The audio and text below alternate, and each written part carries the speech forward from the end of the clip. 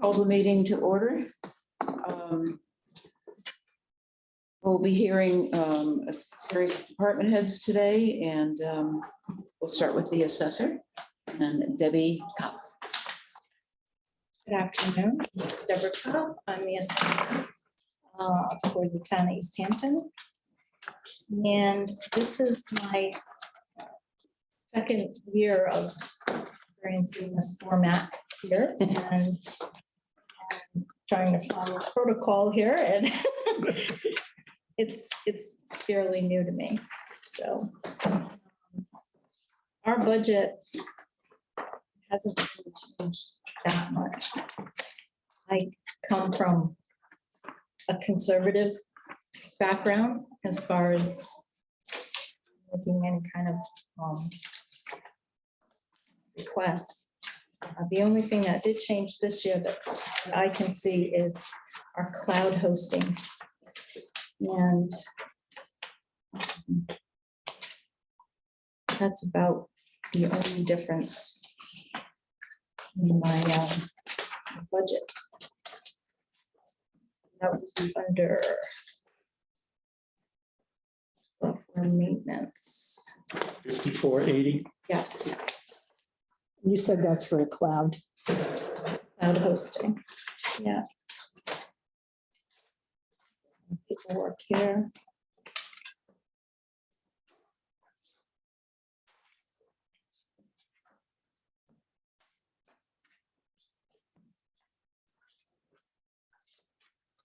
Well, we were originally paid through 2021, so this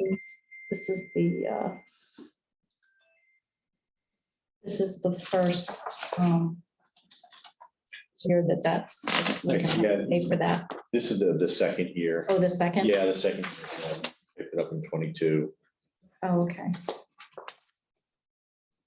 Overall, with the annual support with vision, the QDS support, increases in their rates. And then we had vision hosting, the field cards for public access. And I believe that was a new budget item for this year. That was a little over $3,000.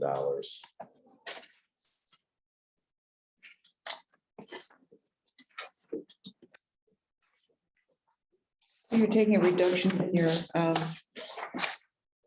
part-time personnel?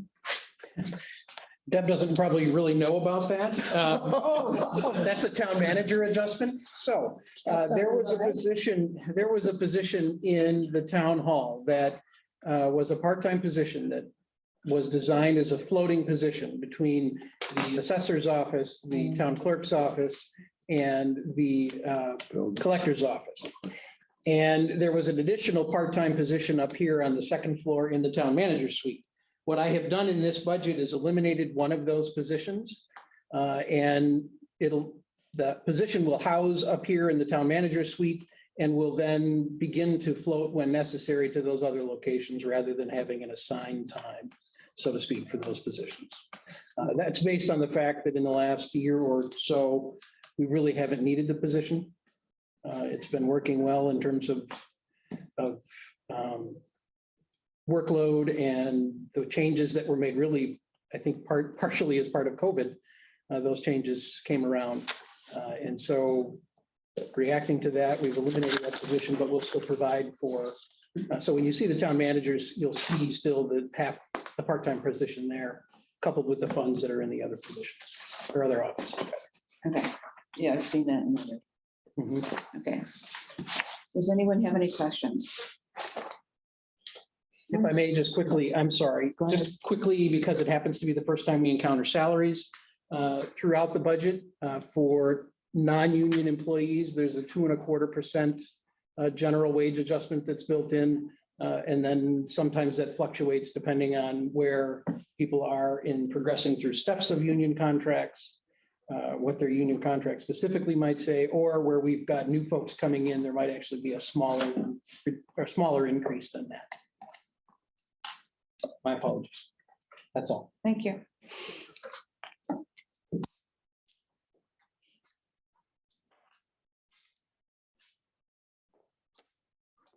I have one question on computer equipment. It's just curiosity. What is that for? Because it seems to be new within this budget. The 18.5.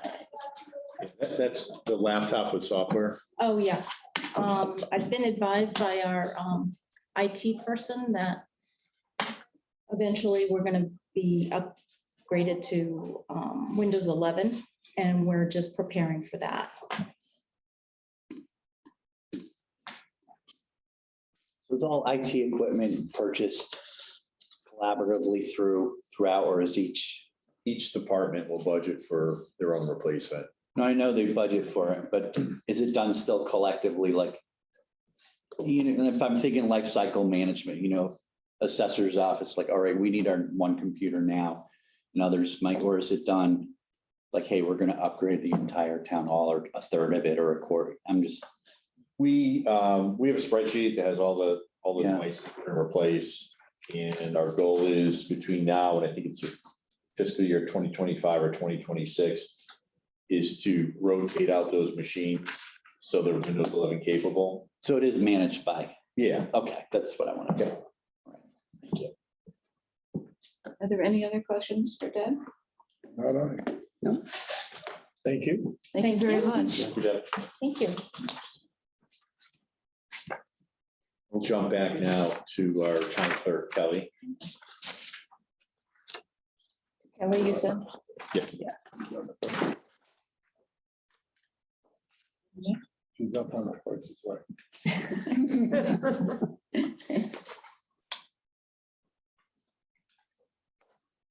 Hey, Kelly, Hi, how are you? very well. Good. I'm Kelly Doherty, the town clerk. As Deb said, I don't have many big increases in my budget. Most are contractual obligations or increases due to inflation costs for land record binders and archival paper that has increased in cost, as well as we're recording more documents, so we need more supplies, land record binders, paper, anything related to that. Verification services, microfilm services increase when we are increasing our recordings. So that's where you see a slight increase in other professional services.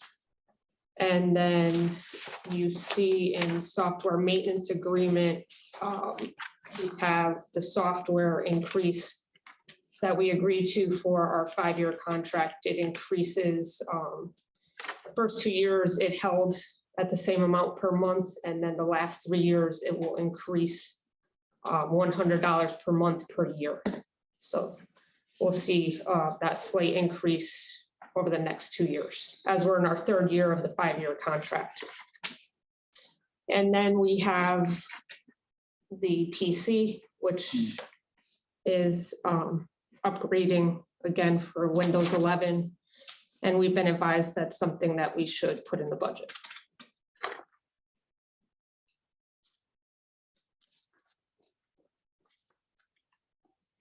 I think that's it for me. Questions? Just a question out of curiosity. Sure. When you estimate your performance measures going into future years, how do you do that? Kind of average it out over the last 4 years. So I look at where I am right now since July for the fiscal year, you know, to average out this current year. So I see how many recordings or how many recordings we've processed per month. And then I look at the prior year for the months that I haven't recorded yet to see how many I recorded in the prior year. And I do an average. And then for the future year, I base it over a 4-year average. Thank you. You're welcome.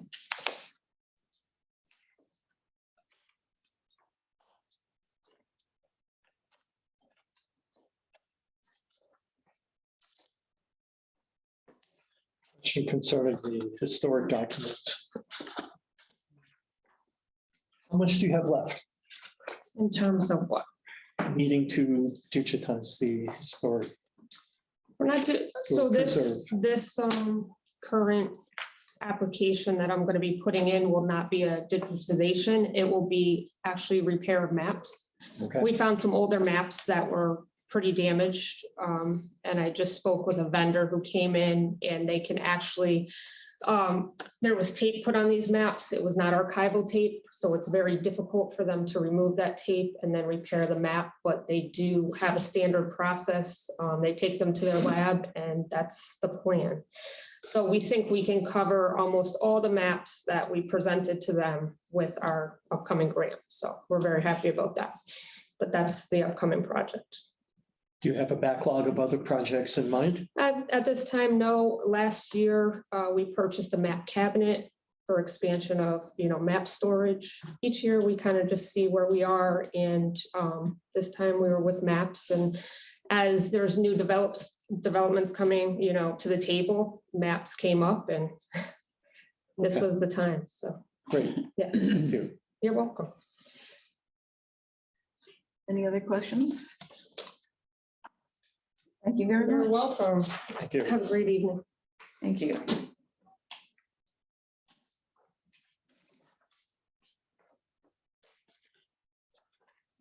Next, Out of the way. I don't know what order we're going. We'll go to Chatham Health District fee. Not a lot to talk about at the Chatham Health District fee. That fee goes up about $3,000. That's based on two factors. Chatham Health District, which serves East Hampton and four other municipalities. Right, four for this group, yeah, four other municipalities. Two factors there related to that. One is the change in per capita charge that they implement, which did increase a couple of percent, coupled with our official population projection, which actually dropped a little bit. So that's how we end up at about 1.8% of an increase there. Recall the Chatham Health District does all of the sanitation type inspections in town for businesses, for residential and commercial, should they be doing septic systems or those sorts of things. Plus they do public health type activities, vaccines, public health awareness. They have various programs around that as well. So that's Chatham Health. Any questions there? Thank you. Jeremy, you're up next. Hey, good afternoon, Jeremy DeCarly, planning and zoning official. Hopefully, this is just as easy as everybody before me. We tried to approach this, with a relatively flat increase, or tried to stay relatively flat. There's some contractual obligations baked in. Couple of things to note with your support from last year, we started a scanning project of all of our historic documents. We have two filing systems downstairs. We have the building side and we have the land use side. They are two separate filing systems. And so we're about halfway through our building files at this point with what we were able to accomplish in this last fiscal year. We actually did a little bit better on that than we thought we were going to. We were able to take advantage of some leftover grant funding from town clerk's grant. And we're hoping to continue that project this coming year. We're also looking, just like everybody else, we're looking to replace at least one of our PCs this year. Other than that, most of our items remain relatively flat.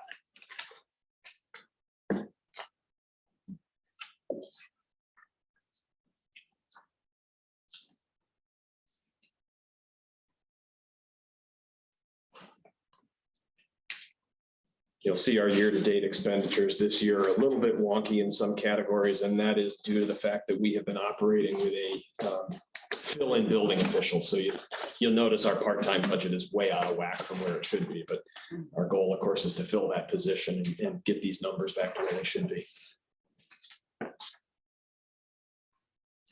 Are you close to filling that? I'm going to look at the town manager for that answer. What was the question? Are you close to filling that? Oh, We have, we believe, at least one good resume on the desk right now. It is the third time we've been out for that position. Not many out there. Is it a challenge because it's part-time? No, it's a full-time slot. Let's see, we've been out for the position a couple of times already. I have offered the job 3 times and been turned down because they went to other municipalities.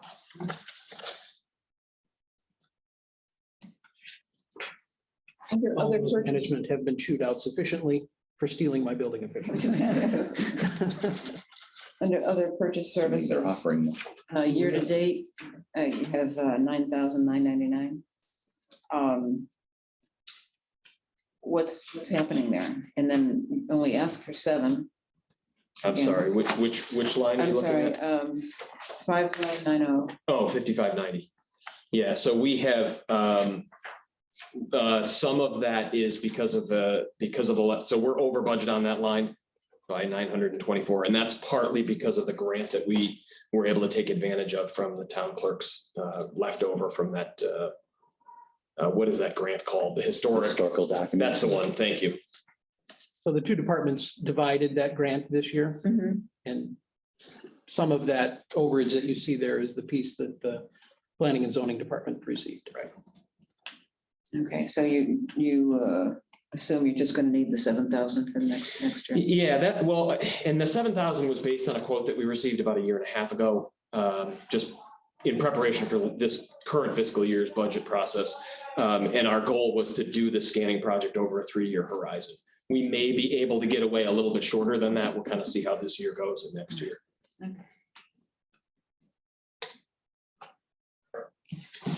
Any questions around the table?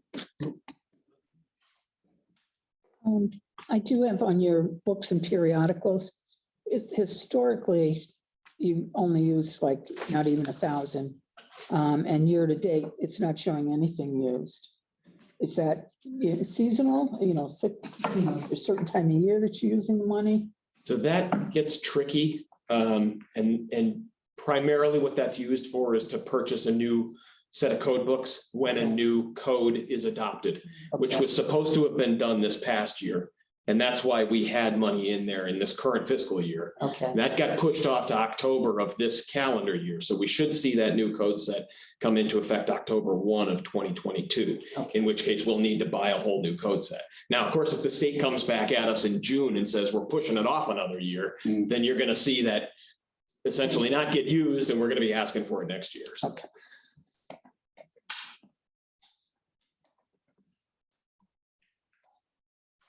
Anything else? Similar question to one I had earlier. How do you estimate the number of permits received and issued? And I mean, it's kind of an odd spike that we're in now compared to historic trends. it is an odd spike that we're in, right? And so what we try to do is just look at sort of historical trends. When I was looking at about a 6-year horizon when I was setting up this year's numbers. And you'll notice that the numbers are a little bit lower than, not much, but they're a little bit lower than fiscal year 21. And that's because I think the 21 is kind of an anomaly, and 22 I think really is an anomaly. And so it's just an average across a 5 or 6 year horizon.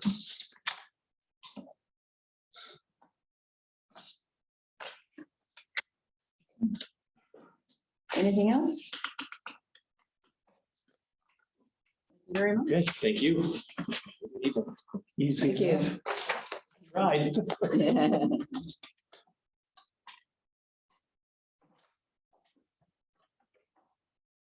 Police chief is up next.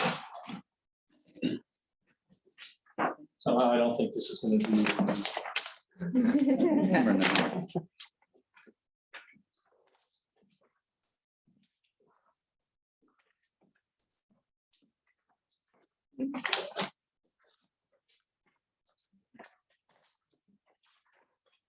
You're on.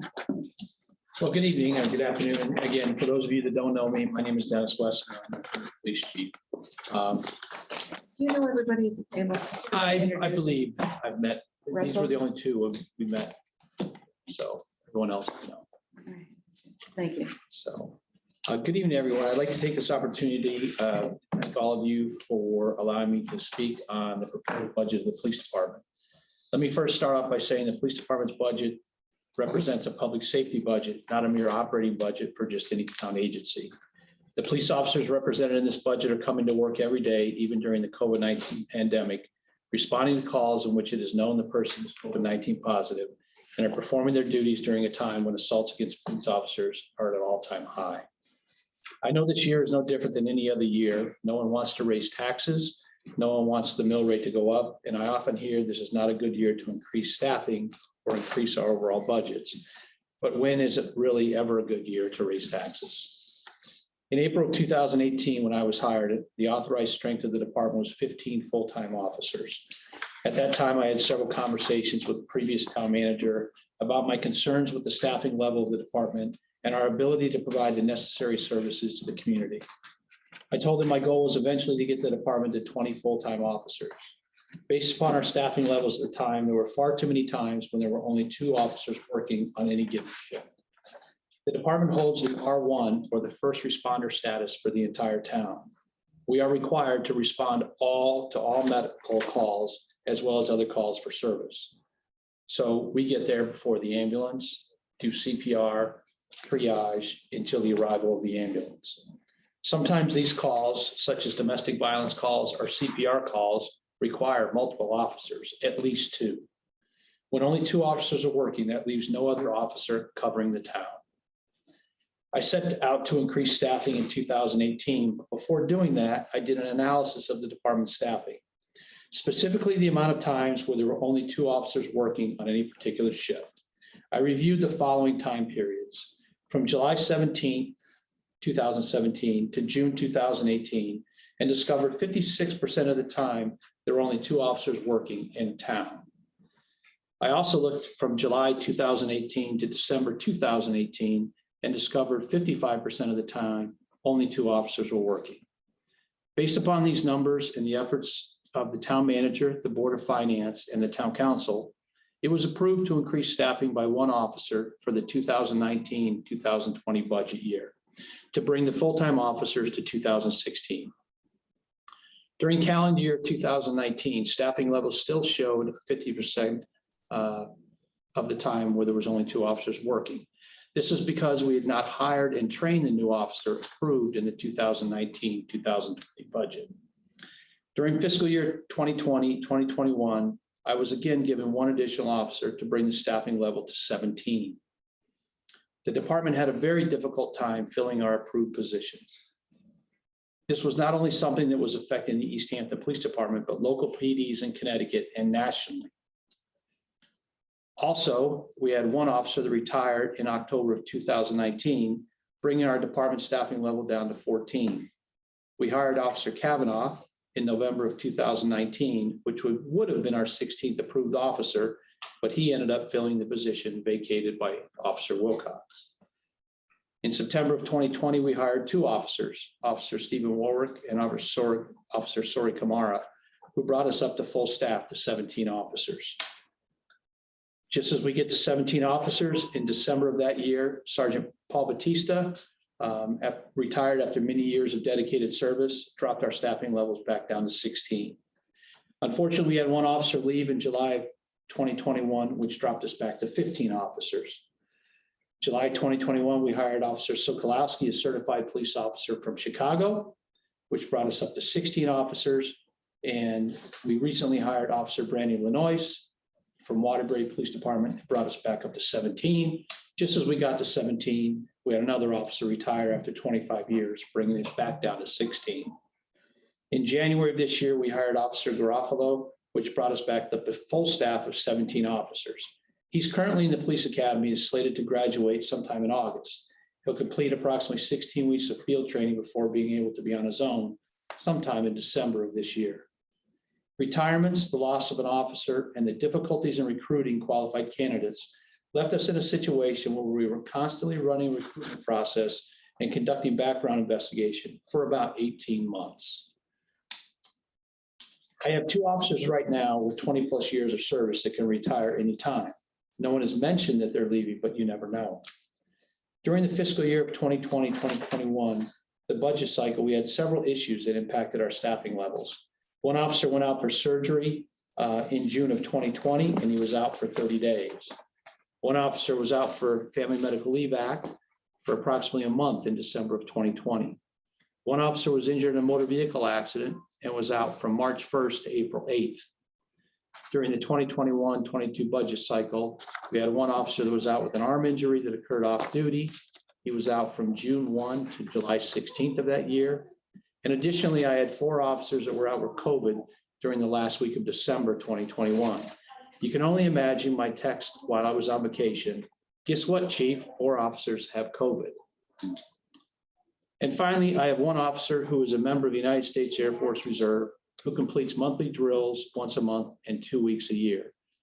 He was just recently activated for a 6-month tour overseas, and we expect him hopefully back sometime in June, July of 2022. In preparing for this year's budget cycle, I again looked at my staffing levels. Our staffing levels are very important as we need additional officers to provide the level of service that citizens and visitors to the town of East Hampton want and desire. We lack a detective position. This detective position would be tasked with investigating all serious cases such as sexual assaults, crimes against juveniles, robberies, burglaries, and identity theft cases. Currently, if an officer is assigned one of these cases that a detective should be handling, that officer must investigate the case along with his other duties. When he rotates to midnight shift, they bring the case with him. It's not an efficient way to investigate a serious case, nor is it acceptable for a victim of a serious crime to have to leave a message for an officer investigating the case who could possibly be working the midnight shift or the evening shift.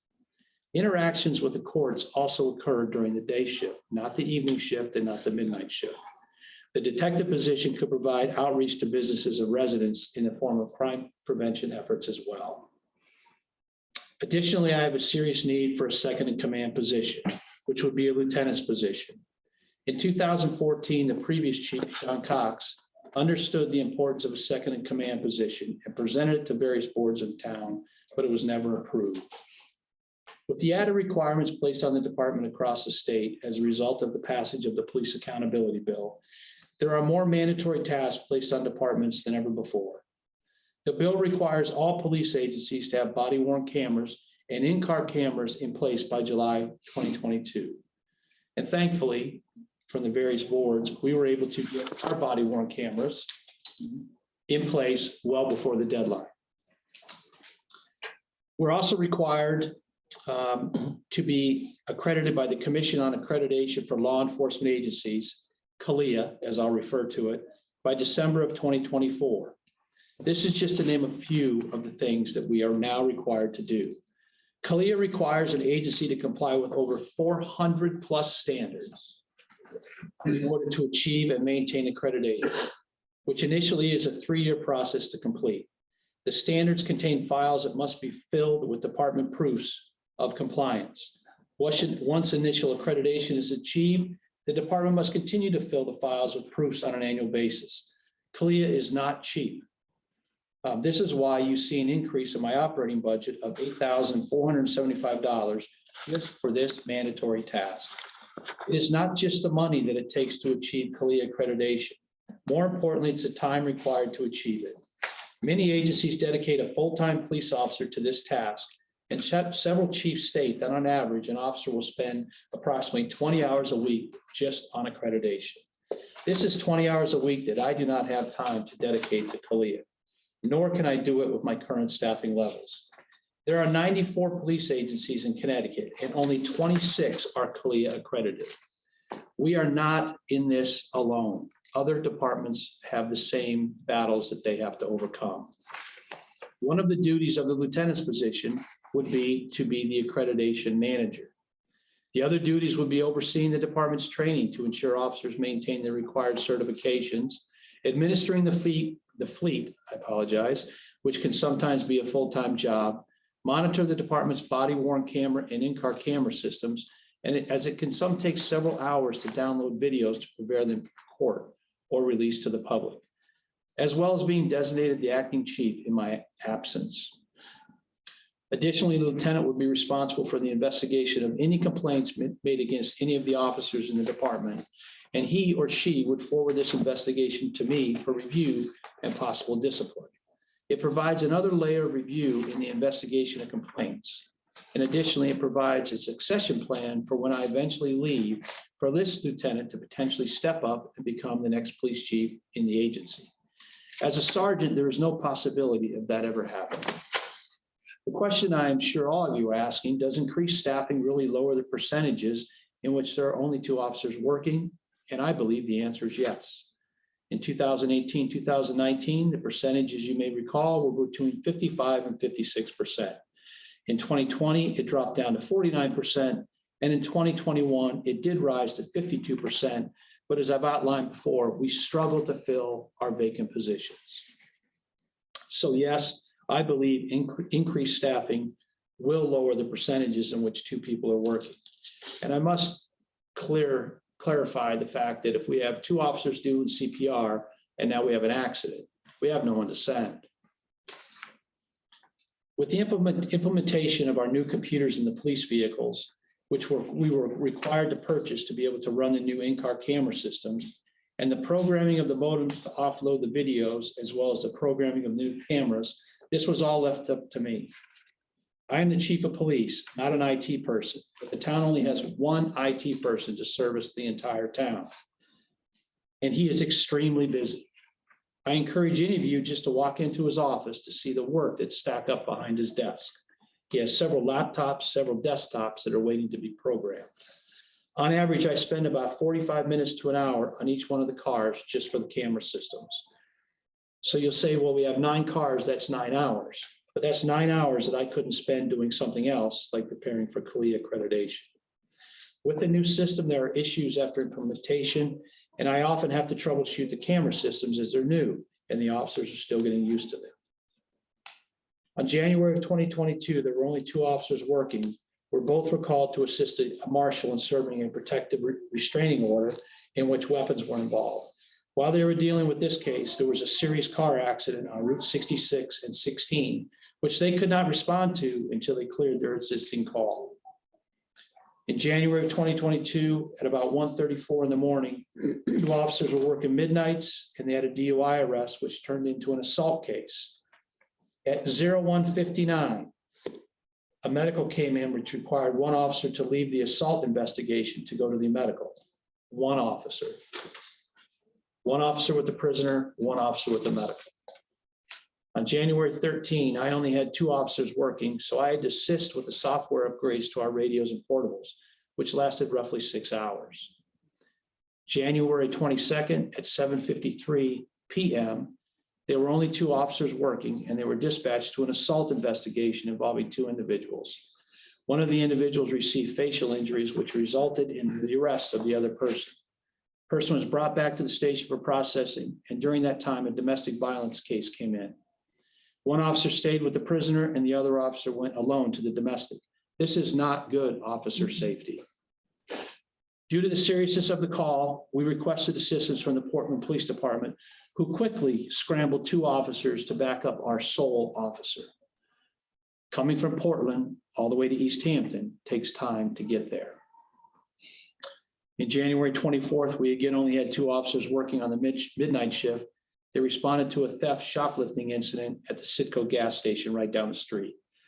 That simple shoplifting later turned into a stolen vehicle, which later turned into the individual losing his sander from the back of his pickup truck, which eventually leading him into breaking into the firehouse on White Birch Road by slamming his plow through the large door and stealing tools from the firehouse. This was a complex case that required many hours of upgrading. We've secured an arrest warrant for the individual, but this case would have been better suited handled by a detective and not just a sole patrol officers. We've had several officers go on light duty for various medical reasons. We've had an officer recently in February assaulted as a result of a domestic violence arrest in which he tore his bicep. He's currently on light duty and he had surgery on March 4th, and he is expected to be out for approximately 3 and 4 months. In February of this February 9th, to give you an idea of some of the other duties that I'm responsible for is the access control system for the building. I spent roughly 3 hours trying to fix the front door of the town hall, which Councilman Wright witnessed me working with the vendor. In February 18th, we also had one of the officers injured lifting a 200+ pound person on a stretcher. Fortunately, his injury was not severe and he was able to return 2 weeks later. February 28th of this year, I was a co-affiant on a arrest warrant for the seizure of guns, approximately 17 guns that we took from a residence. I had to be the affiant on the warrant since I did not have sufficient staffing to go to court. And during the week of February and March, again, I had 3 officers that tested positive for COVID. We survived the pandemic, the highlight of it, but then we, over the last several months, have got hit with all the COVIDs.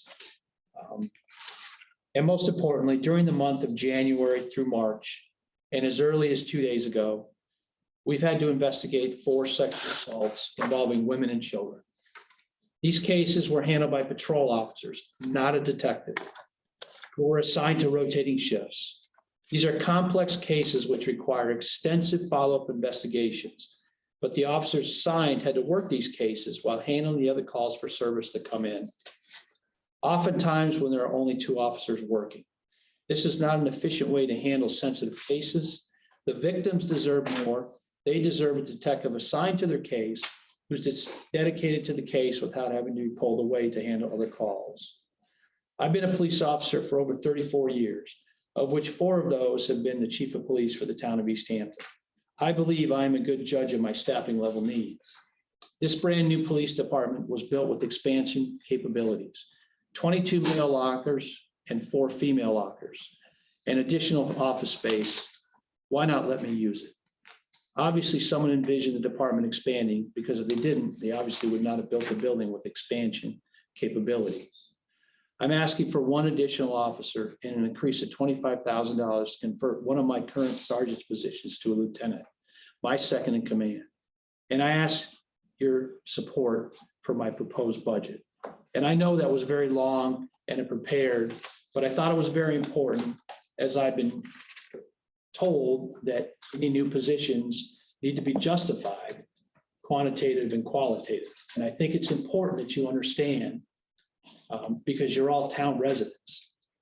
56% of the time, there's 2 people working. Pick up a pair of dice and roll it, because that's what we're doing.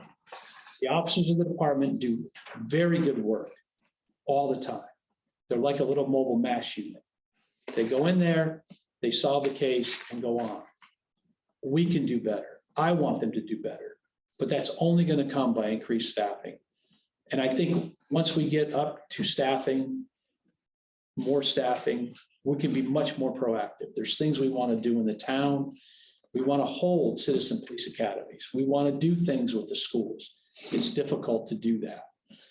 And without any type of detective position, it's hard to have these officers investigate these cases. And the last sexual assault we had, we're fortunate enough that the officer that got assigned the case on the midnight shift rotates the day shift at 4 days.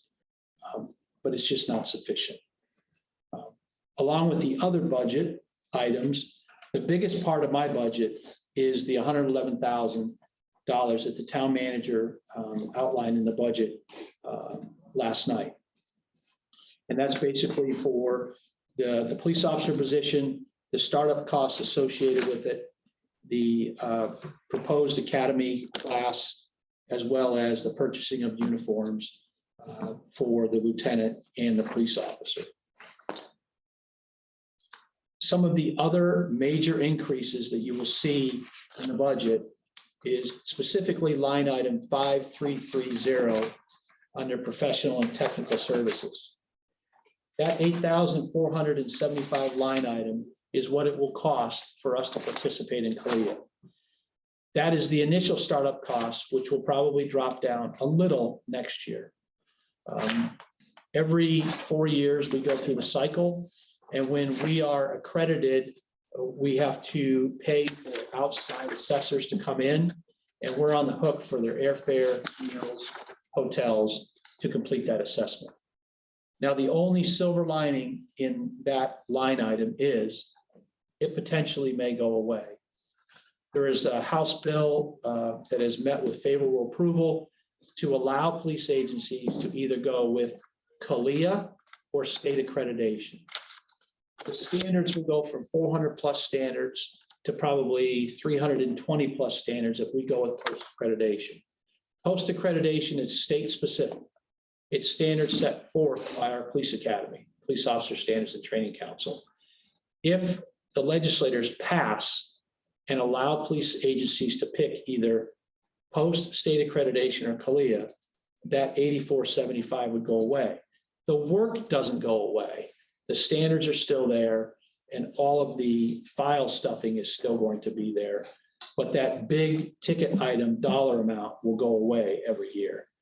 That is if the legislators pass that change. What was the bill number again? Sorry, no, What was the question? Bill number for that. Oh.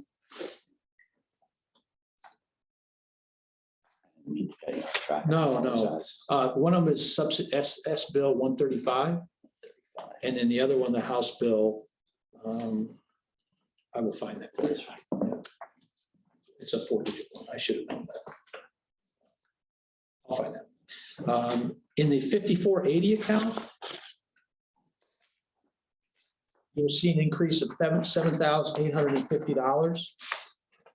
That is primarily driven by the software we use to record our interviews of both victims and individuals that we arrest. We're required by law to record certain videos and interrogations that we do. And the software that we use is called Case Cracker. And unfortunately, it's $5,700 a year for the maintenance of that program. I've spoken to our IT person, Tom McMahon, and he goes, well, that's right about right what it costs for yearly software. I thought it was very, very high. I called the company and they say, it is what it is. So there's that. And Storage too of the files. I'm sorry, sir. Storage of the data, of the file data. Correct. Storage of the data on 3 camera systems that we have. 5590, you'll see an increase of $6,000. That is for the body worn camera storage and in-car camera storage.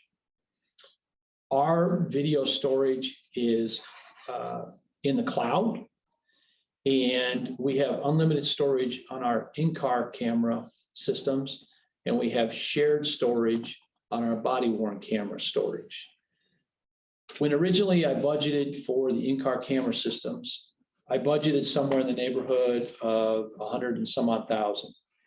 Originally, that cost was thought to be what it was going to cost for the entire system. But it was learned by me that that number was too high, and it was actually what it would be for over a 5-year period. So as a result, the Board of Finance and the Town Council approved a larger amount. So the goal is to take some of the money that's left over in capital over the next 2 or 3 years to pay the required yearly $22,700 roughly for the actual storage cost. At the recommendation of the town manager and Jeff Joka, we put in $6,000, and we're going to put in $6,000 every year. So when the leftover money in capital runs out, we now have enough money going forward every year for that required storage. And again, it's $22,759.83 every year going forward. The videos are very large. Some of them can be somewhere between 4 gigabytes, and the largest set of recordings I've seen so far was just shy of 13 gigabytes, or 13 gigabytes. So they're big videos because you have multiple officers wearing multiple cameras, and plus the in-car cameras. And those are the big ticket items or big increases. As the town manager has indicated, the salary increases are based upon contractual in nature, and those are really the only big increases We do have an increase of $10,000 in overtime. That $10,000 increase in overtime in the 5130 account is basically offset by reduction in the public safety dispatch account, the 0125 account, 5535. Those basically offset, minus the fact that the electricity at a slight increase in the electricity at the towers that run our basic 3 tower systems. So with that, I know I probably took more time than I should, but no one hooked me off the stage. I know it's a big increase. Consider yourself lucky. Yeah, thank you very much. It's a big increase. But the department, some of the mandates, we just don't have any control of. And, you know, the staffing is never an easy task. I've been blessed with giving 2 officers in the past. Yeah, I And have a question. yes, So you went through hiring officers and losing officers and hiring, so I'm totally confused. So how many positions right now? Yep. That are funded but not filled? we are 100% funded. The 17 officers that I have been approved for, not including me. So And 17 you have officers, those people, those bodies they on the are force now? all filled. Okay, And and how long have they been filled? For how long have they been filled? since January of this year, that we hired the 17th officer in January.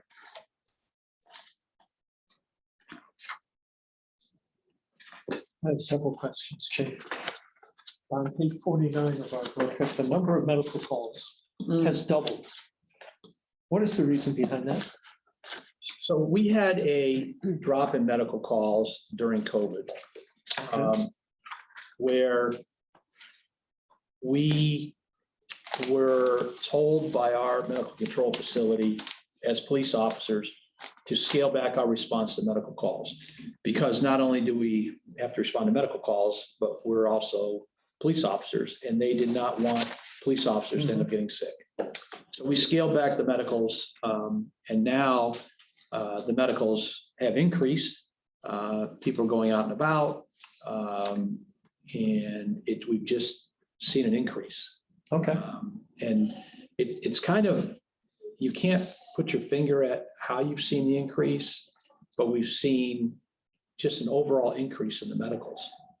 And we expect that now as more people become mobile, they get back out again, we're going to start seeing more medicals. Okay. On your program accomplishments on page 48, it's a seeming contradiction where you discuss speed monitor replacement for high visibility and enforcement there. But you further down, you state deploying unmarked vehicles. Well, high visibility and unmarked vehicles are a seeming contradiction. So we do the high visibility approach of using the speed monitors, to warn people of the speed. And then when we go down there and we evaluate the actual data on the speed monitors, it allows us to then go back to enforcement. We try to do the enforcement to stop the vehicles in, we're stopping you, here's your written warning, do the speed. And then if we get the increased speeds, then we go out, take the unmarked car back there, and now we stop cars and it's game on. So that's what we try to get, voluntary compliance in everything we do in town, because quite frankly, the fines are outrageous and the fines do not come to the town of Glastonbury. Or the town of East Hampton. I apologize. That's all right, man. I do that all the time. Pick an old municipality and I use it, I had to be from Glastonbury. So that's why I can't. So that was kind of a slip of the tongue. But there's only 3 or 4 violations that the town actually benefits. I believe it's reckless driving, no insurance, and there's 2 others. And I believe And I'm going to throw a number out that normally once a year, we get a check of somewhere in the neighborhood of like $400. Yeah, that's pretty small. It's very small. And not that we do not want, we want to stop speeding, but we also want to do it in a way of like, here's your written warning, just slow down. And a lot of times people are like, I never realized that. But we keep track of it. You get one bite at the apple. Second time you go around, well, we're not giving you a break. Here's your ticket. But a lot of times people think that money comes to the town. It doesn't. It goes into general fund. State's general fund. Yes. And then the state doesn't, they just keep it. They So don't disperse it like, okay, based on tickets, you get this much, that much, and it used to, Okay, a certain percentage of it what's the incentive? used to go to the police academy, and that's gone away. So we never had to pay for the police academy, and now they've slowly raised the amount. Now it's up to $4,000. So, One further question. yes. For purposes of discussion, can you discuss the position of the lieutenant versus a secretary to manage the additional burdens that you were discussing? So it's a good question. A lot of the policies that we are going to have to rewrite are not best suited for a civilian. A lot of our policies are in place and are solid policies, but there are several policies that we know, whatever we go, either state accreditation or CALIA, the policies are gonna have to be rewritten. And a police officer knows and thinks like a police officer. As a civilian writing a policy, they're going to come and say, well, what about this? What about this? What about this? If I have to be asked questions, that person's doing me no good. The civilian is just, or the CALIA accreditation or IA accreditation is just one piece of the pie. That lieutenant's position still fills an important role. I have to get someone out of patrol duties and away from responding to calls for service, because there's things that have to be done like training. Training used to be divided between two previous sergeants. When I got here in 2018, I'm like, that's not efficient. You guys are forgetting stuff. And stuff wasn't getting done. And I said, it needs to be done with one person. Make it more efficient. One person know what they're doing. And again, that's what the lieutenant will be doing. A sergeant is designed to supervise his officers, sign off the cases, not to have all these other duties. And the lieutenant's position could do the training duties, could do accreditation. The secretaries or the civilian staff that I have downstairs, I have two, they're going to be busy in doing and assisting with accreditation. There's a lot of tasks that they will be performing, such as, I'll take a file folder that we have to put in standards. And let's say it's, if we ever had any missing children, you have to show proof of compliance that you entered the missing person into the NCIC machine. So the civilian staff can then go and do the searching for those cases, provide the cases for the person that's uploading them. But the civilian cannot be expected to write the general orders, stuff the general orders, and stuff the folders as a sworn person could. The thought being is that sworn person, lieutenant, could serve more than one function other than accreditation. That's part of his or her job, but it's not their only job. Did that answer your question? Yes, it did. I must be doing this too long because of my first term on the Board of Finance. We were discussing hiring another police officer, so there wasn't only one person per shift. Yeah, that was, Portland sometimes runs one officer a shift. But Portland is not a full-time police department like us. No. You know, their police chief is actually the first selectman. You know, it's the town manager and I have had this question about sworn versus civilian. We meet every Wednesday and we we've had this conversation back and forth. Can it be done with the civilian? Mhm. You know, that one piece of the pie could be done, but there's all these other things that we're trying to do. And, trying to separate and get some type of consistency with the way we do things. And these body worn cameras, the videos, sharing them with courts, they're labor intensive, and we have to maintain the security of them and who can access them. And I was asked by one of the council members, first of all, if I got the lieutenant's position, would I hire that person from within or outside? And I said, of course I would hire them from inside. I don't want to go outside. Just like my goal as a police chief is to train the members of the department to take over my job. And that's what I want to do. I want to train that lieutenant's position. So when I walk out the door, he can take the job if he wants it. But as a sergeant, that jump just doesn't work. Just doesn't. So Thank you. we always ask when you're asking for a new officer, will the decrease of the overtime? So It it's a doesn't very, seem to have decreased it. we had a very bad year last year because we had so many vacancies in recruitment. Recruitment is very expensive. And when I say it's expensive is because I have such a small staff, if I bring in officers to sit on the oral panel, we have 3 people on the panel. We grab a civilian person from the town. We usually grab someone from youth and family, and then we have 2 police officers. Statistically, there's probably a good chance at least one of them or both of them are going to be on overtime. And then once we start the process of selecting them, then someone has to do the background investigations. And sometimes are lengthy. And we were trying to hire so many people that there are times when 3 police officers are doing background investigations. But they can't be doing that when they're doing their normal patrol functions. So they're pulled away to do the overtime. Jeff Joka has done actually a spreadsheet for several years where he looked back and his staffing increases. At what point does it start lowering overtime?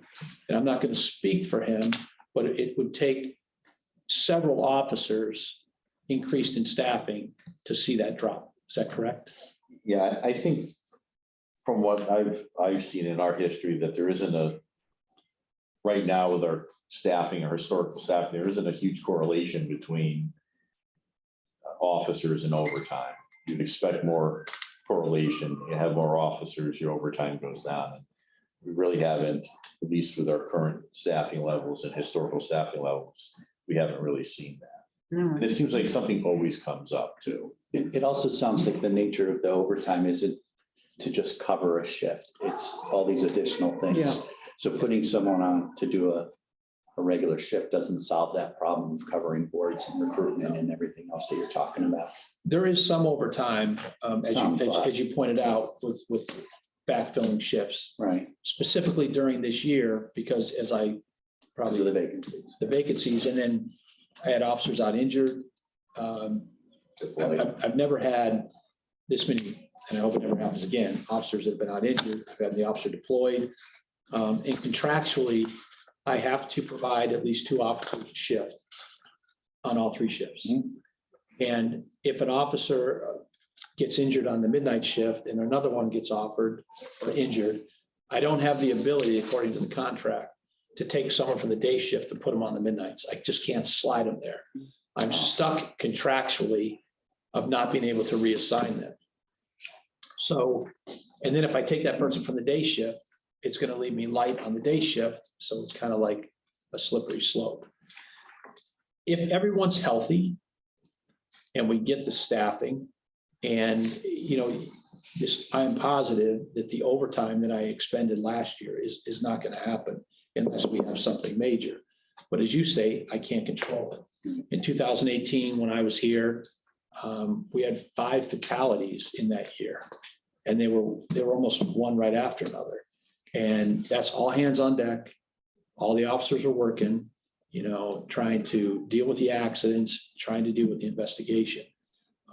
And, now with the sexual assaults that we have, there's meetings they have to go to. Some are Zoom, some are not. The state still has not gone back to doing things in person. Everything's by Zoom. So every time we make an arrest, if it has anything to do with alcohol, they do a Zoom meeting to see whether or not the person's going to lose their license. And contractually, if the officer's not working, I have to pay him overtime. So that's where sometimes the costs are beyond my control contractually. I have another question. Yes. So you talked about need for a detective. We Yeah. presently don't have a detective. Correct. So is this whoever you hire as an officer, will he be a detective? Whoever we hire for that 18th position, he or she will not be a detective. It will be one of the seasoned veterans that goes through the process to be selected to be a detective. Will he also serve or she serve as a officer on duty or? No, that will be separate from the staffing. Oh, so you'll still need another officer to get No, your? we will take from the 18th, we will take that 18th position. Once everyone's on board, we'll evaluate the staffing and we can take that detective within that 18th. So one of these 14 would become a detective. Correct. Okay. Yeah, the detective position for So our that really doesn't help with your but two people on duty and blah, blah, blah, blah, blah. But it does. It helps if we go to the 18th and then we're basically drawing that detective position from that 18th position. Mhm. We don't have to draw from that position, and the temporary position, the detective position can be a temporary position. The way it's written in the contract is it can go into effect and be taken away just as easy as it goes there. But it's kind of, and you're right in saying it may not help that percentage, but I believe it will, because we were seeing the percentages drop until we ran into issues filling our vacancies. And I believe if we get the 18th person, and the 18th person, there's no guarantee that we're going to get the detective position. It's still something that I would have to go to the town manager and he would have to approve. But we still would see the decrease in the percentage. And more importantly, when I talked about the number of times we have two people working and those police officers being pulled from serious cases like sexual assaults, that won't happen anymore. They will focus their efforts on the patrol work, and that detective now will be assigned what I'll call those sensitive, more complex cases. Is there an officer in the school? No. High school? No. There is not. There is, before my time, the school resource officer was floated around, but it never went into place. I will tell you that we spend a good amount of time in the schools. The officers now on a not a real regular basis, but actually now we're stopping in to having lunch with the high school kids. We're actually going to be working with the library. They have a program. It's Friends. Friends of the library. Help me out, sir. Which you talk about the teen teen program, the teen drop-in stuff that they do, Teen drop. the various teen programs they do. They actually brought something to the library saying we see the police officers and they never sit down and have lunch with us. So we're like, well, we didn't know they wanted us to have lunch with them. So now the officers on occasion stop in there and have lunch, and they have a grant where they're actually going to have lunches, with the kids. So we're going to work together with them, and we're actually going to go and meet, over at the library with them to introduce ourselves. And the schools now are actually having us come in during some of their classes and talk about what police officers actually do. Our goal is to get into the schools as much as we can. Yeah. I have been in the schools, during dismissals, talking to the kids, talking to the principals, talking to the teachers. We want them to see us as an individual, not as someone that just goes out there and they end up dealing with in the worst times of their life. Because if we gather that trust with the children, young adults, when we see them on the streets, in their homes, they're an ally for us. Yeah. They're not against us. And unfortunately, we can't do that right now as much as we'd like. But we do go around to the schools as much as we can. Are there any other questions? I do. I'm curious about IT. The amount of time that you're spending from an IT perspective on the cameras and so forth. Is that something that I know you use the IT person here is, and I can only imagine because I work in IT, what you're dealing with. Would you consider that like a part-time position you need? How many hours a week do you spend dealing with this? So just today, Tom McMahon, the IT person for the town, and myself spent roughly 2 hours this morning with the Glastonbury IT. I got that name right, the Glastonbury IT. I did say that when I decided. Our systems, we're dispatched by Glastonbury Police Department. Correct. They, we share a records management system. It's called NextGen. It's separated, but they have access to both sides and it's stored there. So anything we do with our system, we have to involve Glastonbury. So we're trying to tie it into the fiber network to make it much more secure and stop the outages. So for 2 hours, Glastonbury, Tom, and I were trying to work with the vendor to try to get it together. We need one more IT person for the town. It's just, we probably account for probably a quarter, if not more, of his problems. If you make it, we can break it in the police department. Right. I mean, we really can. Nature. Yeah, Yeah, we really can. And, you know, the Board of Finance, the Town Council, over the last 2 years have done excellent work giving us computers. We have the state of the art, the best computers you can buy in the cars. We did them over 2 budget years and it cost roughly $25,000. But we got the best laptops, they're ruggedized, the mounting systems, they're safe. Our old mounting systems, they were not as safe. When Officer Caleb Kavanaugh got in an accident, the laptop actually broke free. Now it becomes a mini missile. The new systems we have, they lock down, they lock, they're much better. So, but because of the technology, it's so much. The modems, you got to program each modems. Right. We offload the modems. And Tom could spend easily a quarter of his time. And literally, you know, Kelly was talking about, you know, and Deb was talking about the computer she's getting. I mean, they're all on Tom's desk. They're coming in. He's waiting for different parts, but Right. it's a full-time job. We could use another entire IT person. Don't get me wrong. Tom's a great guy. If I call him at 3 o'clock in the morning, Tom wakes up. Or at 3:35, if Tom doesn't wake up, Jeff Joker wakes up. So they support us because we can't go down Correct. and it can't wait until the morning. So someone's got to get woken up. But Can you communicate with the volunteer fire department how? over your, are they closed circuit or something? Oh, we have Radios. we have the radios in the cars. Yeah. And you can communicate with the fire department? Yep. Okay. In the ambulance. Yes, because they broadcast on the same frequency. Yeah. Yeah. And Glastonbury can too. the Yeah. dispatch, obviously. And how's your coverage around town? Because there was a problem, I remember a couple of years ago, maybe 3 years ago. It was a very big problem. Yeah. It was right around 68 to 70%. We're about 98, 99%. Oh, good. All right. So only one dead spot we've seen since we went to the new radio center system, and that was right in the dead center of Cobalt Center, basically ironically, right in front of the fire department there. But that's the one place where we found that they don't work, but it improved tremendously.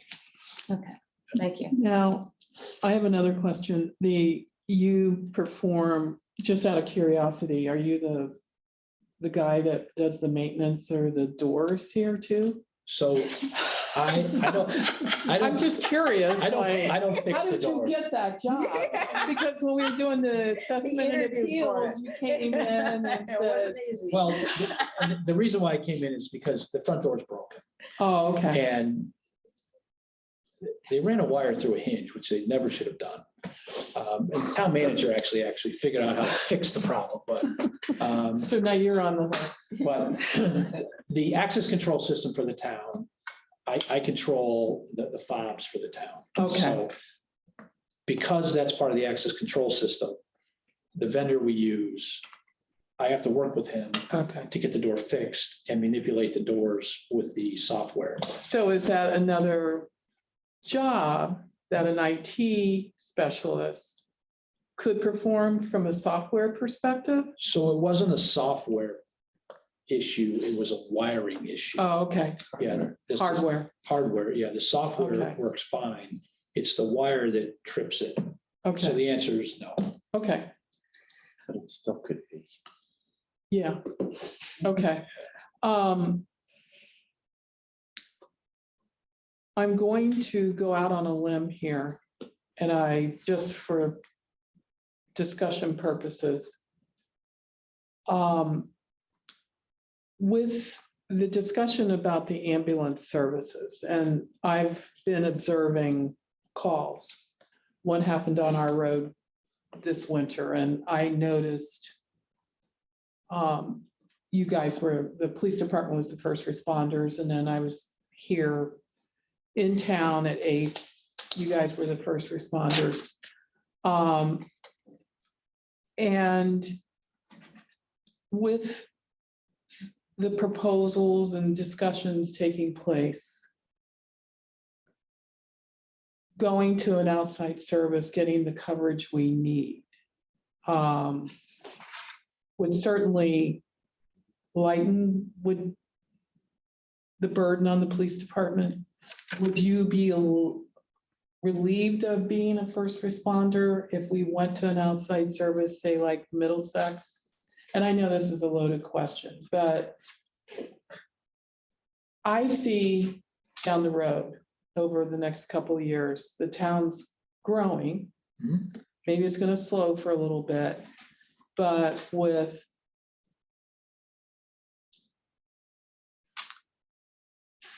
I don't know, public safety is a concern of mine right now, drugs. I see the need for more police protection. And I just, if we went to, would you be freed up if we went to an outside ambulance service? So that's not a loaded question. The first answer to your question is we would still maintain the R1 status Okay, because that R1 status is the town of East Hampton. In defense of the ambulance, they're volunteers. right, And after hours, you got to wake them up, right, you got to get them dressed, you got to get them to the ambulance building, they got to start the rig, and they got to get to the call. They're volunteers. And whether it's a volunteer fire department or police department, or the volunteer fire department or ambulance, everyone is suffering with getting volunteers. What would speed up the fact is if one of the things that's proposed, the response time to the ambulance would free up the police officers to be able to potentially leave the scene quicker. So if we're doing CPR and you get an ambulance there quicker, you get the medic there quicker, you package up the patient, you're shipping them off, we're all done. As opposed if there's a delay in the ambulance getting there, sometimes it can be as bad as 45 minutes. Then that's 45 minutes that the police officer is still on the scene. We do a fair amount of committals where we basically send someone to the hospital against their will. And sometimes when you have to wait for an ambulance, then the officer is at that scene longer. So if the response time from the ambulance could be sped up, that would free up the officer much quicker. So does that kind of answer the question? yeah. Does anyone else have questions? Yeah, Go ahead. Ted, you go ahead. Thank you. Chief, assuming that you go up and count the officer count to 18, you're talking about promoting from within to the lieutenant. We heard a little bit about the 56%. Would you wait on promoting the lieutenant until you had identified that 18th officer and had them part of the department? Or would you promote from within earlier and then you're taking somebody out to patrol? So if I understand the question correct, would I immediately promote the lieutenant's position prior to filling the 18th person? Yeah, what you're saying? Yes. I would answer that question in saying we need to move relatively quick on this lieutenant's position. And we need to make a decision. I need to make a decision if we're going to pull the trigger on Kalia or go with state. So I am trying to wait to see if the legislative session is going to pass state accreditation. Once that decision is made, whether they're going to pass it or not, I have to pull the trigger and immediately start accreditation. Because I have to complete that by December of 2024. And if we go with Kalia, it's 400 some odd standards. If we go with the state, the first year, I have to do 100 some odd standards. So I can't wait on the lieutenant's position. I have to start the process to select that lieutenant's position. At the same time, try to hire that additional officer. Understanding that if the town council, the Board of Finance, and everybody and the voters approve it, there is a time when it's going to take me to even get that person. And then if I don't get a certified police officer, I have to send he or her to the academy. We're seeing a lot of certified officers having interest in the department. So if I can get a good certified officer like Officer Brandy Lenoyce from Waterbury, I'll take her. Officer Lenoyce, she was a steal, an absolute steal. She loves it here and we love her, quite frankly. She's fit in very well, but I can't wait, because if I wait too long, I'm gonna get behind. Thank you. How many occasions do you have to revive drug people that are about ready to go south on you? So I do a report at the end of every month to the town manager, in which town manager report. Last month, we did not have any uses in our hands. But what we're seeing is more and more families are Narcaning their own children at a much higher rate than we're Narcaning them. We have a family that we dealt with just this month where the parents Narcan their daughter and revived her even before we arrived. The problem with Narcan is when you deploy that on someone, they become potentially very violent. And fortunately, in this case, we were there when that violent episode started to happen, and we were able to get the party to the hospital. When was that deployed? How long? How many years is that? The Narcan? Narcan, yeah. How long and when did that come out? And So- I'm just trying to compare one year to another to 7, 8. another. I'm just trying to think, is it going up? Is it staying the same? Is it going down? And like you say, if parents have this Narcan, then you might not ever even know there was an episode. Well, we would know, because usually not usually, when the parents are Narcaning their children or their young adults, they're immediately calling us because they know they only have a limited amount of dosage of Narcan. We carry 2 dosages of Narcan. Most people only have 1 dosage at home, and sometimes it requires multiple dosages. And that's why you send 2 officers to a medical. So now you have 4 dosages of Narcan. But normally, sometimes it takes more than 1 dosage. But there are severe medical complications of the reason for the person being under the influence. and then being revived by Narcan, that they can relapse just as quickly as they come out.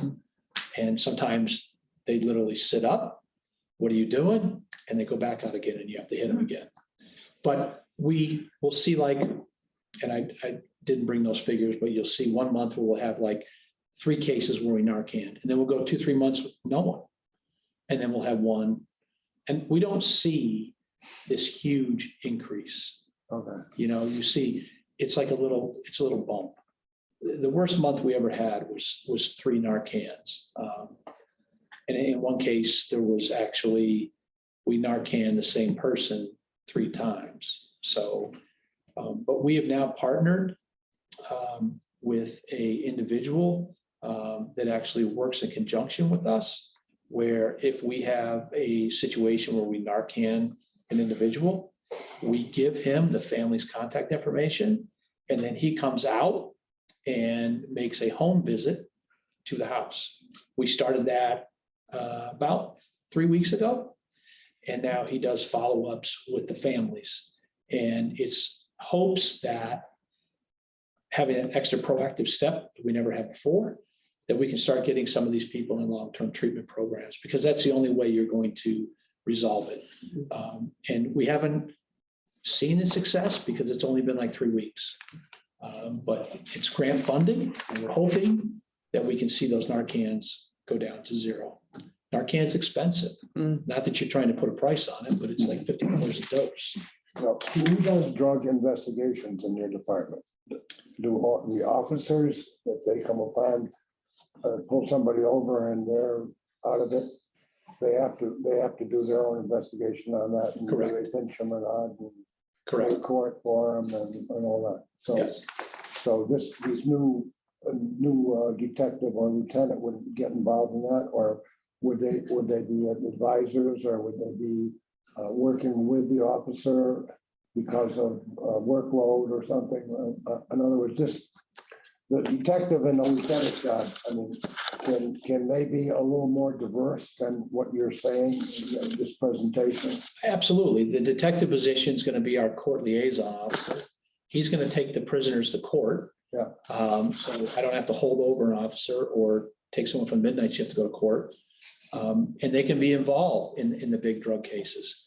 But initially, you know, the officer that starts it, you want to bring him along, but that detective can do a lot of the legwork, you know, when it's not on their midnights. So the positions are all going to be designed to be very, very flexible. And the understanding is, you know, these are your jobs, but then there's other jobs as we see fit. One more question. With the extra officer, you might be doing some changes maybe in the way they patrol. We have a very large town here, square miles wise. And I'm an advocate of police presence to lower crime. You can go up to White Birch Road, way up there on the Marlboro Glastonbury line, and go all the way down to where 149 and 151 get together. I bet you it takes you 20 minutes driving down there, maybe more. We have a very large town here, square miles wide. And I guess what I'm saying is police presence lowers crime. And You somebody drive very fast, though. somebody, You pointed me for somebody up on White Birch Road probably would love to see an officer more often than so while driving through their neighborhood. And I always wave to one if he looks in my direction up on Hog Hill, because I appreciate him going by. Yeah. And I wish they put a big speed trap there, but We have to fix the speed limit signs for that. yeah, that's right, you talk. Yeah. I'm positive about this budget and for right now, and of course we have discussions and all that stuff, but it's public safety. Public safety is number one. Fire, ambulance, police.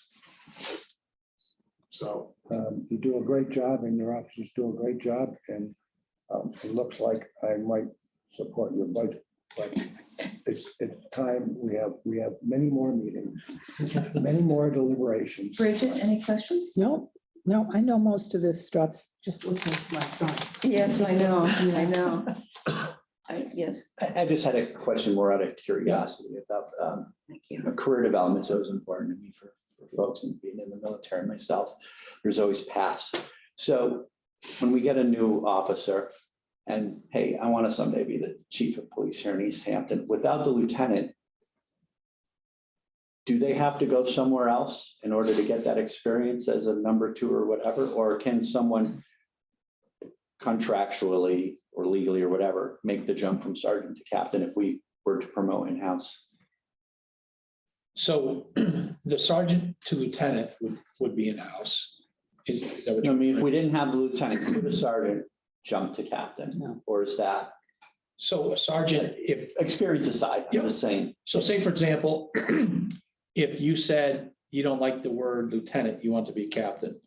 So then here, someone could go from sergeant to captain. Yeah, you can make that jump. You could skip lieutenant because it's not in this rank.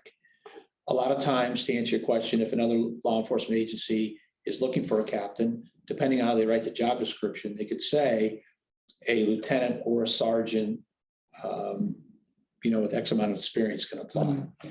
I can tell you what they post and what they do are two separate things. No, I agree that having the experience as a lieutenant Yeah. makes you a better captain. I was just Yeah. curious though, if there were union contracts or language or statutory language that said you can't. So, but you could, it's just not ideal. Correct. Got it. All right. Are we I'm a big fan of finished number breaking them twos. over the coals? Thank you for your service. Any- It was a very good presentation, Yes, very enlightening. Hope it wasn't too long. No, You learn a lot. And speaking of roads, now you have the best coverage of the roads coming up there. yes. He's been very patient.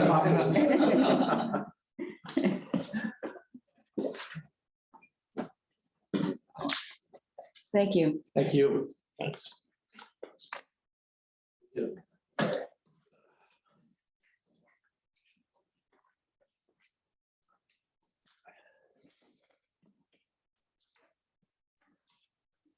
How's everyone doing?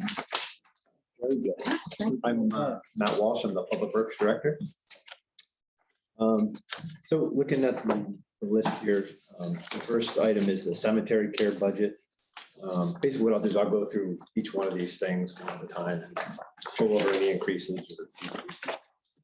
Cemetery budget, I actually don't have a printout in here. I don't know why it didn't print, but we're leaving that flat as it is. So $5,000.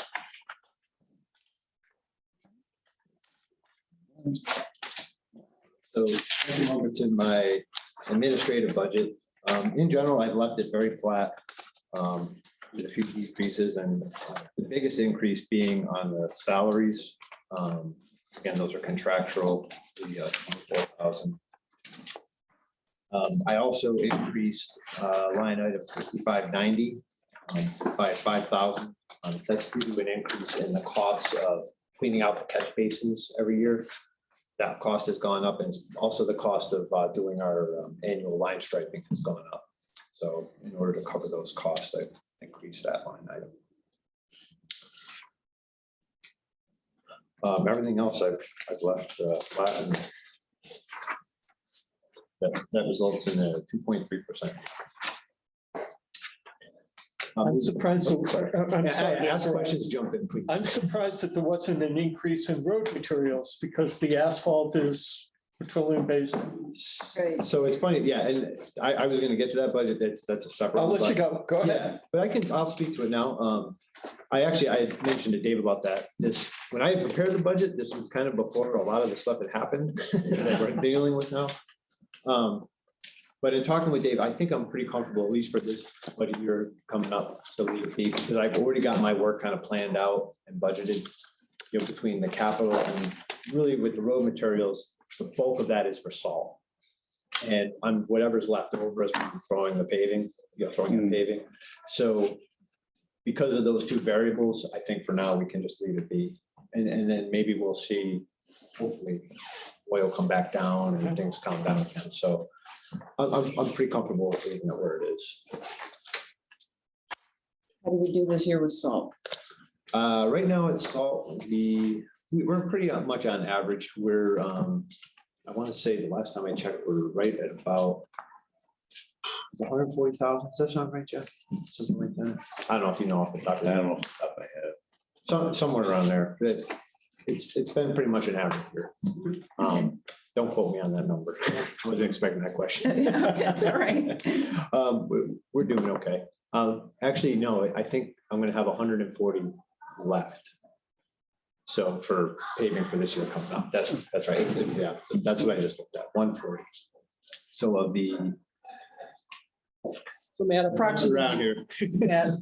Matt, Yes. how much salt approximately do you use in each event? In each event, I want to say it was about 1,500 ton. No, what am I saying? Jumping all around here. It's about 500 ton on a full storm. About 500 tons Yes, on a full storm. correct. And right now, we're paying how much for salt? Right now, we're paying $76 a ton for salt, which is an increase from $66 a ton from last year. Okay. So our about 500 tons. I'm all messed up because we're jumping all around on what I was expecting. So I apologize. So where do you want to go next? So I was basically gonna follow the agenda thing and go to engineering next. And then, yeah, feel free again, jump in, but I might get confused. Engineering, I've left the same. I tried to hold that budget flat. Being that, I've done a lot of the engineering work kind of in-house, kind of the small stuff, and we haven't had to go out for the consultant. I see your year-to-date expended about $9,000. That's correct. Is it a seasonal thing or why is that? So a lot of that is the other departments also use engineering. So like, for instance, the airline trail, stuff that Jeremy Hall has been doing. Also Jeremy DeCarly will occasionally use them for his department. For me, the biggest bulk that I use them for would be like my road management, pavement management software system, or to put together a contract, like I have a sidewalk contract going out. So that number will go up based on the things that have happened as of late. Okay. So you feel you do need the 40,000? Yeah, I think it's a good number to hold. It was at 50,000 when I started, and I actually was cutting it back a little bit, being that, again, I've been doing a lot of it in-house, kind of the small stuff that we can handle. But with these larger projects going on, I think that number is pretty good. Okay. Thank you. Any other questions on that one? So next is the town garage. So the town garage, I've actually just decreased one line item there by 3,000. We've been blessed in that we haven't been having a lot of maintenance headaches there. We've been maintaining our furnaces and boilers and stuff, so stuff's been running well. We've had a few issues with overhead doors needing to get fixed, but nothing major. So I'm pretty comfortable with cutting that number some. And if you look at the past years, we haven't really been there, so. So refuse removal Yes. from the town garage. Okay. Is it a contracted thing? That's our dumpster. Your dumpster? We have a regular small dumpster in the town garage. That's what that's for. And natural gas, you're gonna be, and I see you had a decrease in electricity. How does that happen? I'll let Jeff speak to that. He's our. That's a solar. Oh, that's. Yeah, that's the benefit of the net Oh, metering okay. project rather with the solar. Okay. And then the heating oil, I got rid of that line item too. It's actually cheaper for us to use our own fuel oil than to pay somebody to come just deliver. heating oil. So we've been doing that ourselves. And then going on to the townwide motor fuel, that's the biggest increase in my whole budget. Again, this is due to the market forces with oil and stuff going on. It's very hard to predict where we're going to be. I know Dave spoke a little bit about that last night. Yeah. So I could maybe touch upon that. please. I think we had done this estimate maybe mid-February, and prices still have gone up and not going in the direction we'd like to see the crude oil going. We look back at our big years for on a fiscal year for fuel was 2009 through 2014, and 2009 was 163,000. 2010 and 11 were around 136. 2012 was about 158,000. 2013 163, and 2014 was our largest at $185,000. So we kind of looked at those years, and looked at what gas and diesel, what the retail market was for that, and kind of felt that we were in a similar situation, probably more aligned with 2012, 2013 prices of what we've been seeing. So between $158,000 and $163,000. So that's what we based our budget on. The estimate right now from the EIA, which is the Energy Information, I think, Administration, they're forecasting crude oil to be at about $85 a barrel. If you look back at 2020, we were at $39 a barrel, and these are calendar years. In 21, we were at $68 a barrel. So that average over those 2 years was about $54 a barrel, and they're figuring estimating it's going to be around $85 a barrel. So that alone is about a 60% increase. So that kind of falls into, and this is after we had done our estimate. I just went on their website and looked. So they're estimating 85 a barrel, which is about a 60% increase over the kind of the blended rate from calendar years 20 and 21. They're forecasting gas at about $3.33 a gallon, calendar year 23. And diesel retail at $3.80 a gallon. And we're typically maybe 60 cents, 50, 60 cents below retail.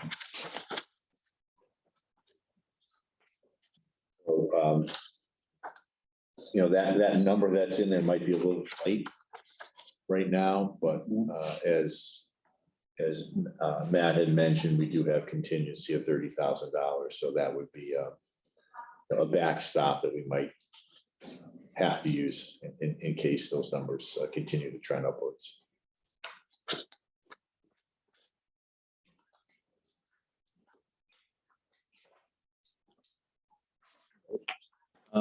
So we can, Any questions on that? sorry. No, we're not. I know there's a lot of talk about the taxes, that they're gonna have a 25-cent tax. That will not impact us. We do not pay that tax. We pay gross receipt tax, what they call LUST tax, local underground storage tank tax, and those are very, very small. The gross receipts is a little 8%. That's probably the largest, and they're not talking about eliminating the gross receipt tax, just that 25-cent a gallon tax. Thank you. Okay, so the road materials, looking at that number, that kind of helps with the question with the salt. So I would say that, based on that, we're closer to like the $200,000 we've spent on salt this year. And then some of that being on some gravel and some other things, but it gives you an idea of where we are. Some of these smaller storms that we have, they actually end up burning through more salt than the big, a big 12-inch storm, because this 12-inch storm, you go out, you salt it, and you're good for a long amount of time. With these smaller storms, they switch to Maine and back and forth. What's the threshold to decide when, hey, we're going to go salt? Well, there's two things. One, if I know a big storm's coming, and it's pretty rock solid, you know, we Yeah. plan on coming in. I'm talking these little storms like we had a week or two ago, right? Right, but these little ones, we actually depend a lot on dispatch. So, you know, the officers will be out and they'll say, hey, things are getting icy.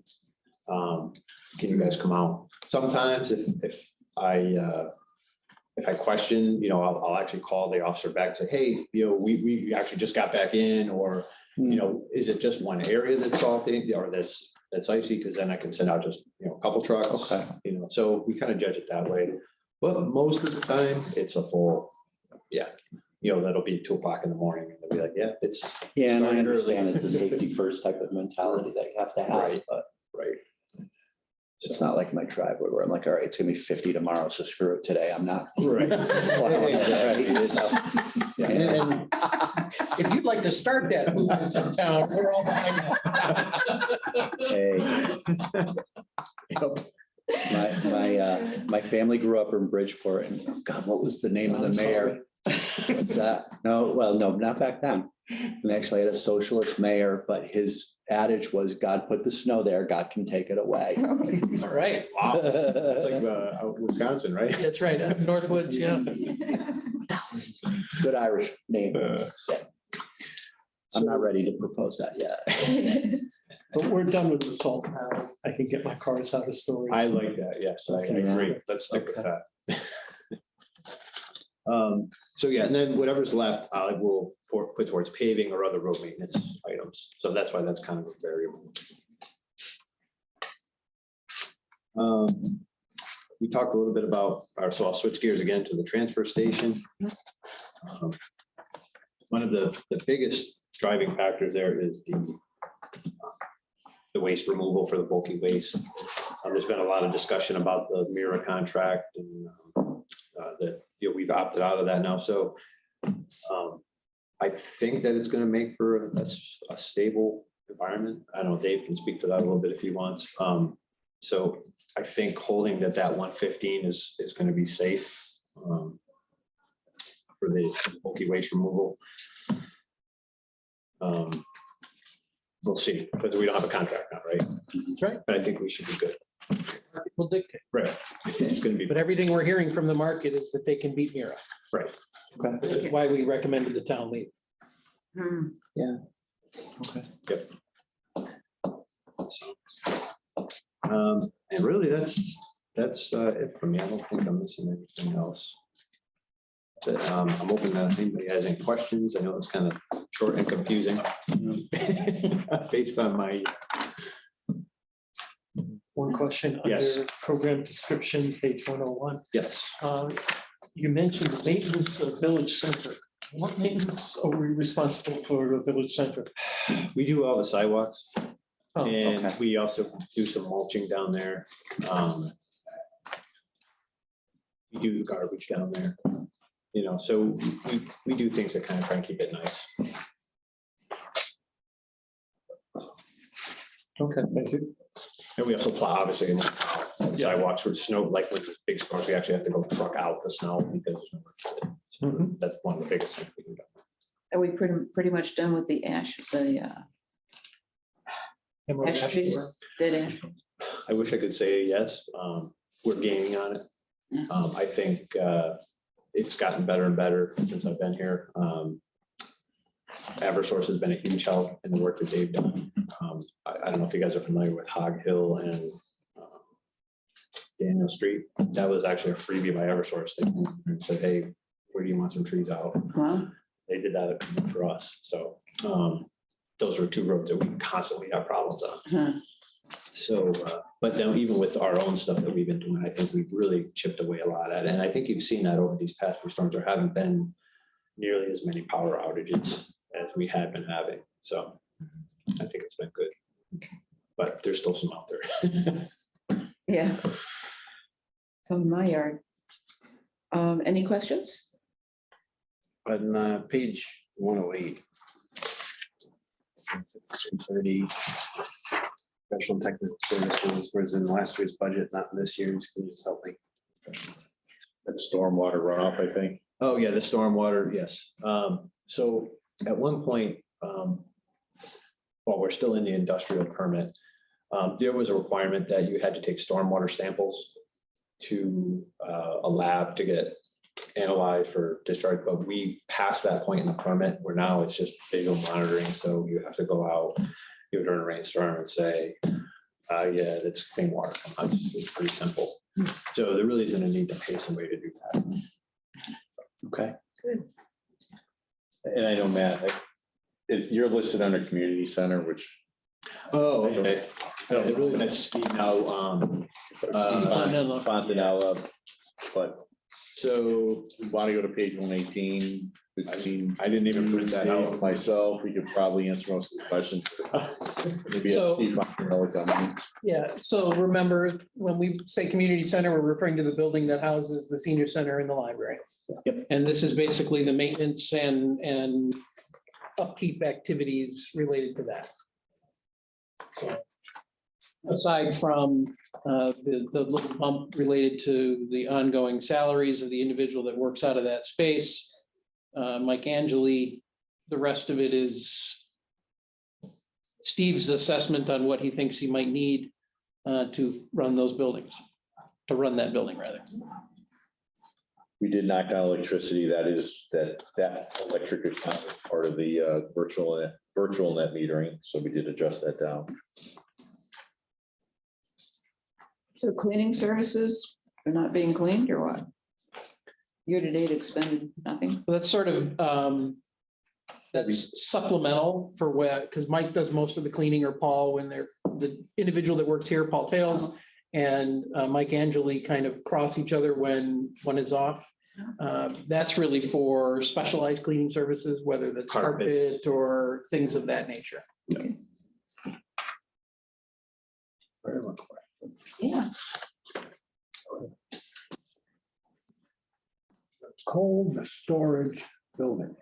I've been on this for 3 years. That comes under capital. Unfortunately, at the last capital meeting, it was decided to push it out 2 or 3 years. Wonderful. I just love that. So I need to. Is there, in the capital budget, it still says $400,000. I think it can be done for half of that and still get the job done.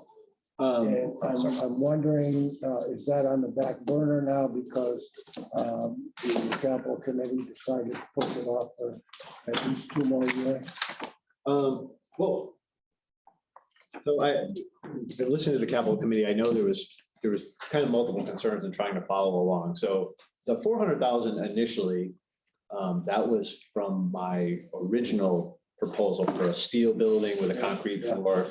And at that point, I think the committee felt that that was too expensive, right? So we sent me back to look for some other options, and I came up with some, which was the hoop building with a fabric roof, which is really the only other kind of viable option that's less money. And with that, it was going to be, we were going to pave a floor ourselves to try and save money.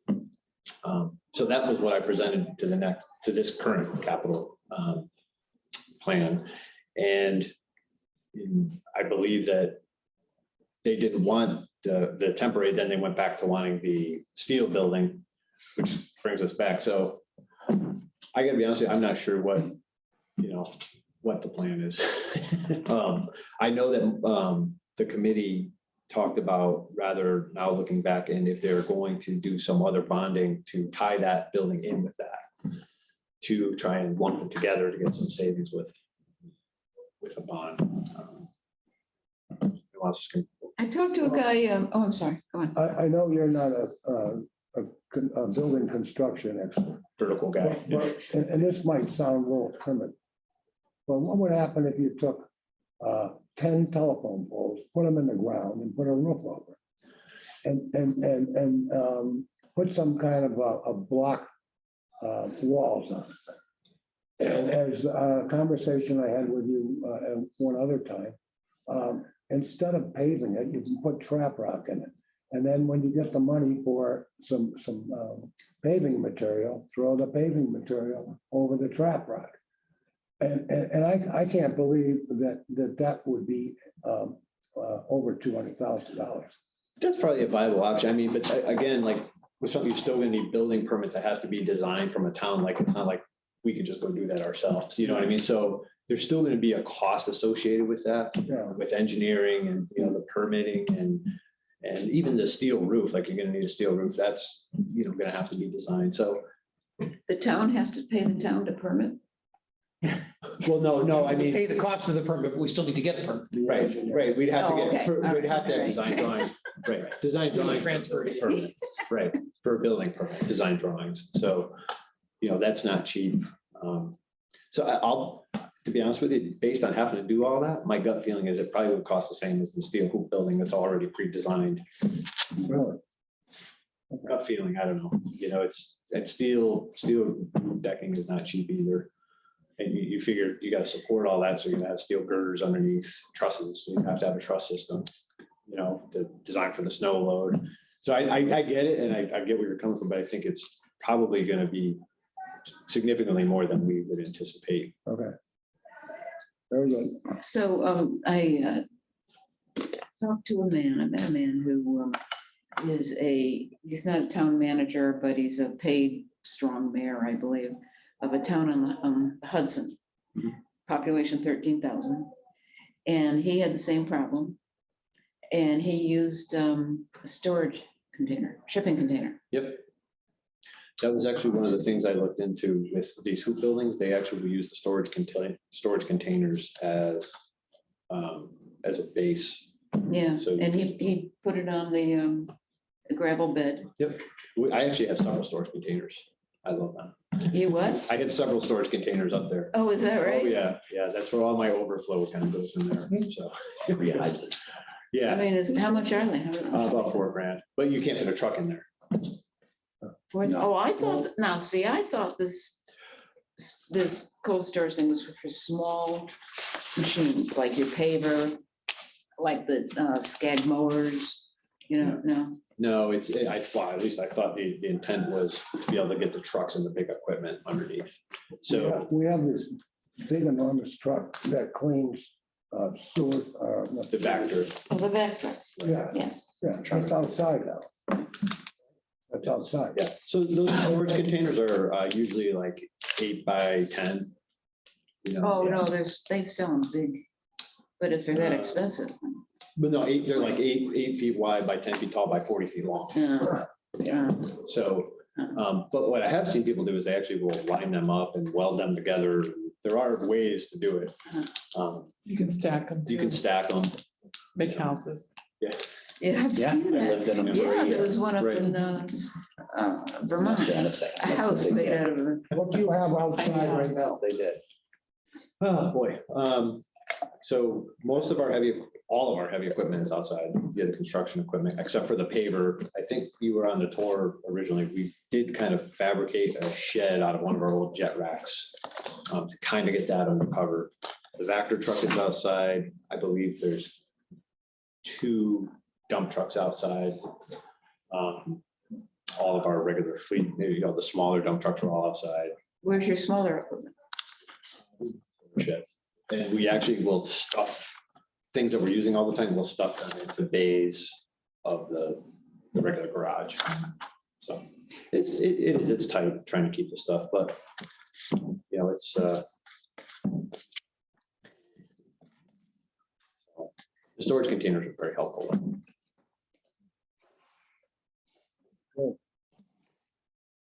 I'm around in 2 years. I'll ask a question. again. All right. Thank you. Good, thank you very much. Thank you. Sorry you had to wait so long. Oh, no, that's okay. I like listening. You guys are Yeah, I very- know. We all learn. So our next meeting is tomorrow at 6:30. 6:30. Yeah, 6:30. 6:30 to 8:30. According to this sheet. Center, library, youth and family, and park and rec. So is there anything you want to discuss now, or should we adjourn? Any questions? Yeah. You didn't ask, you asked one, like that's now, or if not, we have much more meetings where certainly can ask this question. Anything? No. No, everybody's hungry? I'm home. I have another meeting to get to. Yeah, I know. I know. Oh, that's right. Oh, Motion to adjourn. All those in favor? aye.